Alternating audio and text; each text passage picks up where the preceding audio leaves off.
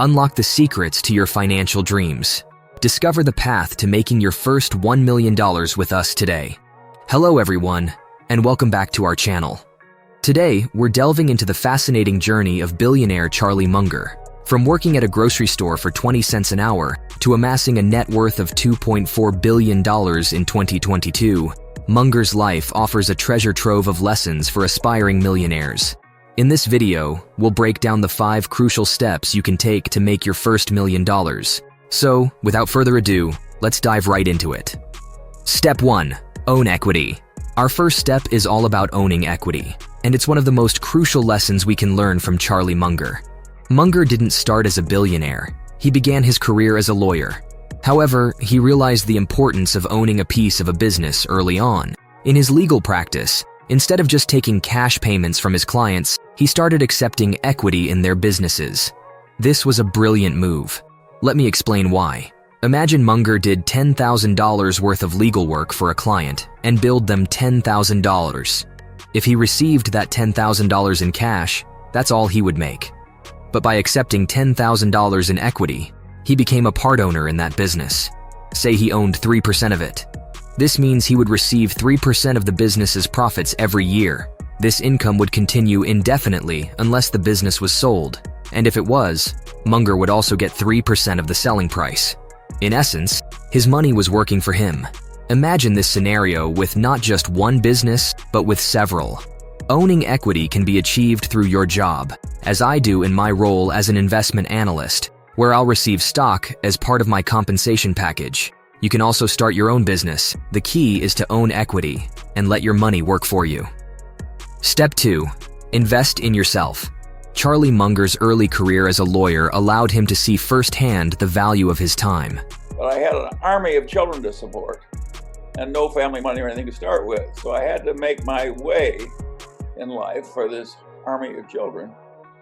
And I had to, it was going to be a little difficult. And there were things about law practice I saw that were quite limiting. And what happened was, my pitifully small earnings as a young man, I kept underspending them, and I kept investing fairly boldly and fairly smartly. And at the end of my first 13 years of law practice, I had more in liquid investments than I'd made in all those years of law practice pre-tax. I'd done that in my spare time with these little tiny sums.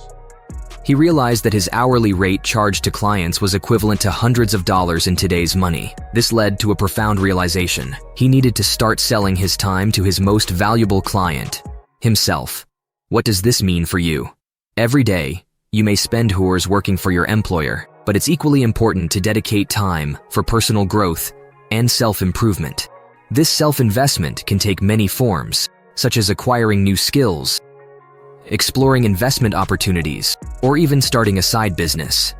By setting aside an hour each day to work for yourself, you're taking an active step towards increasing your earning potential and, ultimately, your wealth. The concept is straightforward, but its impact is profound. By working for yourself, you're not just earning extra income, you're ensuring that the additional money earned is channeled towards building your financial future, allowing you to save and invest more rapidly. Over time, this practice can have a transformative effect on your financial journey. Step 3. Reach your first $100,000 quickly. As Charlie Munger wisely puts it, the first $100,000 is the hardest, but you must achieve it.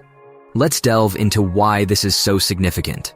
Suppose you're earning a consistent 10% return on your investments each year. If you have $1,000 in your investment portfolio, that 10% return translates to $100. With $10,000, it's $1,000, and with $100,000, it's an impressive $10,000. This example clearly illustrates why reaching that initial $100,000 is vital. Once you cross this threshold, your investments begin to generate a significant amount of money, significantly accelerating your path towards your first $1 million. Think of it as a snowball effect. The more you have, the more it multiplies. So the sooner you reach that $100,000 mark, the more powerful your financial growth becomes. This is why it's a fundamental step on your journey to building your wealth. Step 4. Don't over-diversify your portfolio. The idea of diversification makes sense to a point. If you don't know what you're doing and you want the standard result and not be embarrassed, well, of course, you're going to widely diversify. Now, nobody's entitled to a lot of money for recognizing that because it's a truism. It's like knowing that 2 and 2 equals 4. But the investment professionals think they're helping you by arranging a diversification. An idiot could diversify a portfolio, or a computer for that matter. But the whole trick of the game is to have a few times when you know that something is better than average. Both Charlie Munger and his partner Warren Buffett are proponents of concentrated portfolios. In fact, there was a time when Warren Buffett had a substantial portion of his net worth invested in just one stock. Munger illustrates this point with a compelling example. Imagine a local businessman who owns 4 exceptional businesses within a single town: a 100-unit apartment building, the most renowned car dealership, a reputable plumbing company, and a roofing business. In this scenario, we'd say this individual is indeed well diversified because they have a finger in various high-quality business pies. Munger's point is that the same logic should apply to the stock market. After all, stocks represent ownership in businesses. However, there's an essential caveat. This strategy requires extensive research and a deep understanding of the businesses you invest in. If you're not prepared or equipped to put in the work required for in-depth analysis, then diversification is your best friend. An S&P 500 index fund, for example, offers broad diversification across a range of companies, minimizing your exposure to individual stock risk. The key here is that your investment strategy should align with your financial goals and your level of expertise. While concentration can be highly effective, it demands thorough research and a clear understanding of the businesses you choose to invest in. Conversely, diversification is a safer approach for those who prefer a hands-off or more cautious investment strategy. Both methods have their merits, and it's essential to select the one that suits your unique circumstances and aspirations. Step 5. Harness the power of compound interest. The last step is all about harnessing the extraordinary power of compound interest, a concept that even the legendary Ben Franklin understood well. Franklin's adage, "Money makes money, and the money that makes money," is as relevant today as it was in his time. To illustrate the profound impact of compound interest, consider the incredible story of Ben Franklin's gift.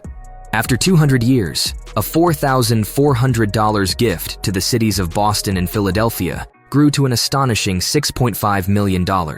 This showcases the potential of every dollar saved and invested, as it can grow exponentially over time.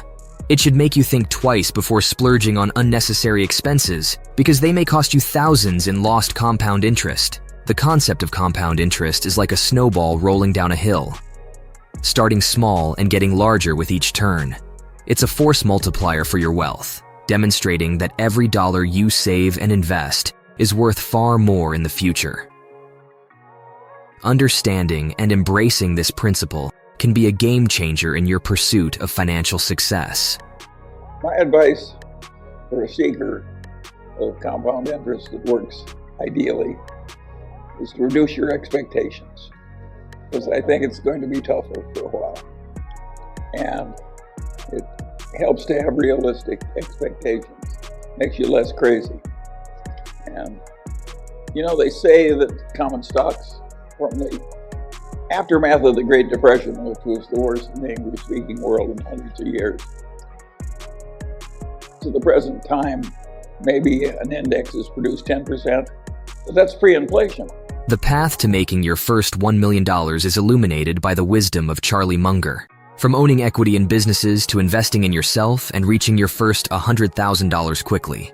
These steps set you on a transformative journey.